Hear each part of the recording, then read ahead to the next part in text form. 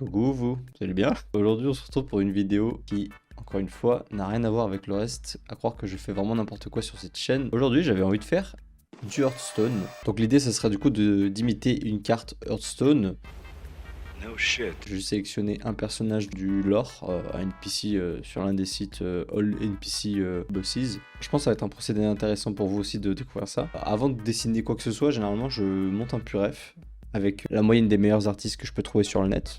Il se trouve que pour Hearthstone et Blizzard, je connais pas trop les artistes. Néanmoins, j'ai pu trouver ces gars-là. Il y a vraiment des trucs très sympas. Et la première phase, c'est l'analyse. Évidemment, je vais pas vous spoiler tous mes tips dès le début de la vidéo, donc on va regarder ça au fur et à mesure. Donc restez bien accrochés jusqu'à la fin, comme ça vous découvrirez un petit peu comment j'ai procédé dans l'ordre.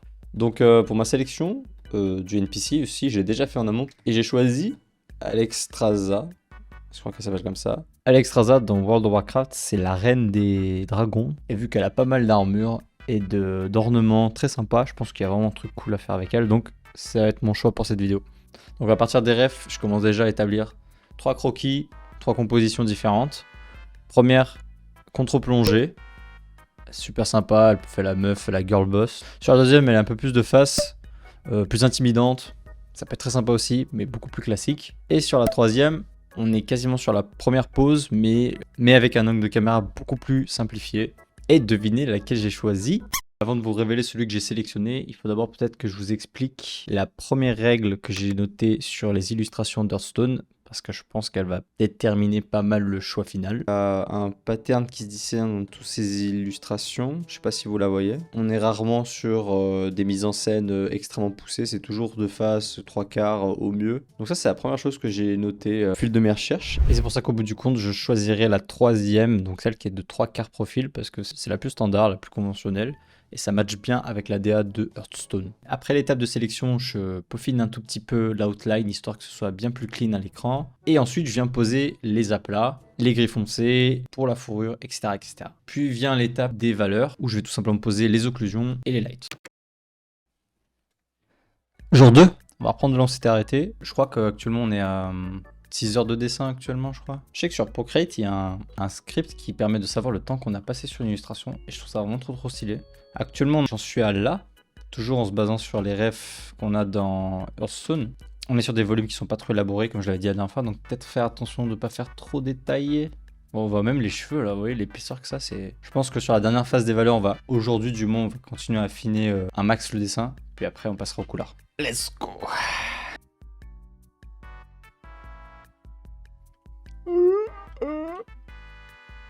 Bon, je vous coupe la cape parce que j'arrête pas de faire des grimaces bizarres. L'objectif de ma deuxième journée, c'était de gérer au mieux la spécularité ainsi que toutes les ambiantes occlusion et lumière. C'était vraiment que du peaufinage aujourd'hui. Faut dire que j'avais pas la tête à travailler l'environnement tout de suite. Mais c'est tant mieux, comme ça, cette passe sera faite et ça me permettra ensuite de définir un spotlight et du coup créer une ambiance lumineuse intéressante. Pas de temps à autre, je garde des saves des précédents, parce que s'il y a des choses qui me plaisent pas, je peux venir les récupérer. Genre là par exemple, voilà, ça me besoin.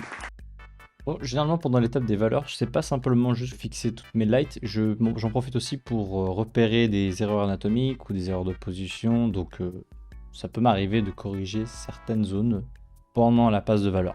À préciser que ce genre de technique nécessite un niveau un peu plus avancé. Oh là c'est pas trop mal hein. Ça m'a fait trop peur. Là c'est très clean. Il y a quand même des endroits qui me dérangent beaucoup, notamment cette zone du bras là que j'ai toujours pas fini. Peut-être parce que je fuis là, le moment où je vais devoir les faire, je sais pas. Je pense que ça serait quand même le moment de travailler un petit peu le background. Bon là je commence par détourer, vu que je l'ai pas fait. Juste que j'affine un peu tout ça, histoire que ça rende un peu mieux. Une approche intéressante que vous pouvez avoir avec le background, c'est de garder le pinceau super gros. Comme ça vous concentrez sur l'aspect global de l'environnement et vous rentrez pas dans les petits détails et tout.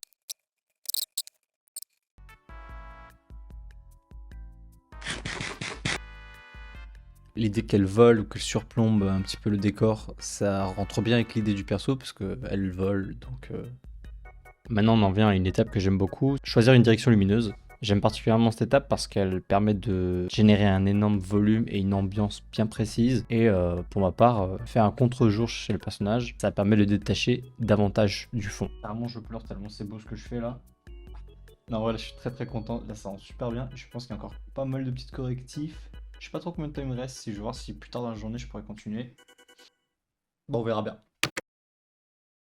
Pendant les jours qui ont suivi, j'ai continué à poser du coup les premiers aplats de couleurs avec des quelques incrustations. Si d'ailleurs ça vous intéresse de savoir exactement comment j'ai fait, vous pouvez retrouver le PSD, les process et tout est disponible sur mon Patreon.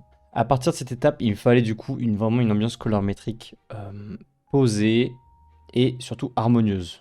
J'ai opté ici pour un coucher de soleil, donc les premières couleurs qui viennent en tête c'est le jaune, l'orange et le violet et donc toutes ces nuances. Et ensuite, je voulais qu'elle soit toujours sur un sommet, donc il fallait que je fasse des montagnes à côté qui fonctionnent bien avec, mais qui ne veulent pas non plus la vedette. Donc il fallait que je fasse attention que les valeurs ne soient pas trop surexposées, pas trop sous-exposées. Et pour continuer sur la lignée des tips que je peux vous fournir, il y en a une seconde qui m'a pas mal tapé, c'est même si on est face à des illustrations qui me semblent particulièrement sombres pour la plupart, dans des univers plus dark fantasy ou quoi, il y a toujours des couleurs super chatoyantes, je sais pas ce que vous en pensez. Par exemple, Scala ou cette sorcière. J'ai pas choisi de parler de ces deux personnages au hasard. C'est justement parce que ces deux persos ont une ambiance colorimétrique super sombre qui évoquerait souvent la dark fantasy, quelque chose de mauvais. On a tendance à s'orienter vers des couleurs super ternes et sombres. Mais là, ils ont fait autrement. Ils ont choisi d'opter pour des couleurs qui évoquent souvent la maladie ou le mal, on va dire, en général, c'est-à-dire le violet et le vert. Et je trouve que c'est particulièrement astucieux de leur part, surtout que Blizzard veut toujours rester dans des tons qui sont très magiques, on va dire. À ce stade de dessin, je sentais vraiment que j'approchais de quelque chose, d'un résultat super satisfaisant et qui me plaisait beaucoup, mais ça allait pas. Avec du recul et avec les jours qui passaient, j'ai vraiment pris conscience qu'il y avait un vrai souci dans mon trait, dans mon line, qui en fait matchait pas du tout la vibe que je vous ai énoncée tout à l'heure, c'est-à-dire coloré, chatoyant, surtout magique. Ça fait trop réaliste en fait. Je m'en suis aperçu un peu tard. C'est pour ça que pendant cette dernière phase, je vais retoucher la colorimétrie générale de l'image. La règle d'or pour la dernière phase, ça serait plutôt d'éviter de créer des ombres purement noires ou purement gris, mais toujours chercher une dérivée, comme par exemple des ombres violettes pour le rouge, ou des ombres orange pour le jaune, pour l'or, etc. Toujours éviter d'entrer dans quelque chose de trop terne. Et pour le dernier type qui pourrait vous être très utile, je dirais le brushstroke. Alors le brushstroke, c'est quoi en général? C'est juste un terme anglais qui veut dire coup de brush ou coup de pinceau. La particularité des illustrations qu'il y a dans Hearthstone, c'est qu'on voit beaucoup les brushstrokes. Ça fait partie de la signature de l'art visuel du jeu. Donc je pense que c'est non négligeable, il faut que on retrouve cette patte-là.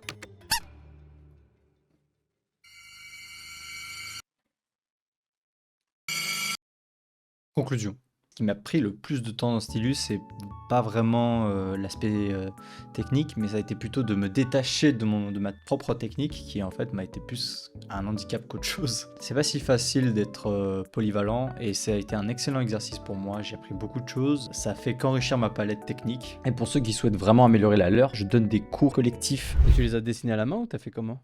J'ai fait à la main par contre. Enfin, Très bien. À tes souhaits. Merci.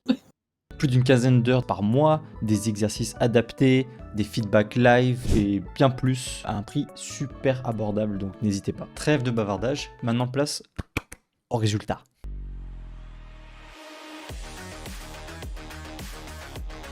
Banger ou pas banger? Je vous laisse me le dire en commentaire. Très satisfait du résultat, très content du challenge. Bon allez Valou, à plus.